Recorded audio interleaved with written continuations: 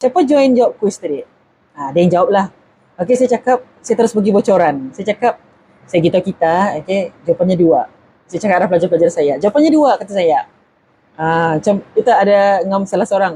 Saya jawab 2 UQ. Kali ada seorang lagi. Salah tu jawapan saya jawab 1. Masya Allah. Okay, so Alhamdulillah, it's okay.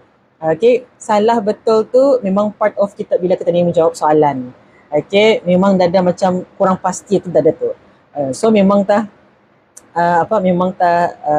memang akan ada jawapan yang betul, ada jawapan yang kurang betul. So sekiranya betul, rezeki Alhamdulillah, artinya kita ni ada knowledge tu. Sekiranya belum betul, itu kunci untuk bertambah ilmu. Yes, itu kunci untuk kita ni dapat sesuatu ilmu yang baru.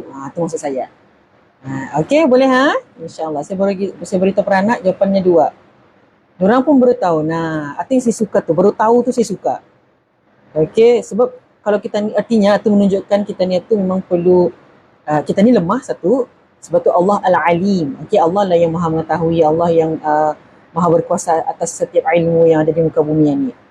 Okay, so kita ni bila kita ni baru tahu, atau menunjukkan kita ni dapat sesuatu ilmu yang baru.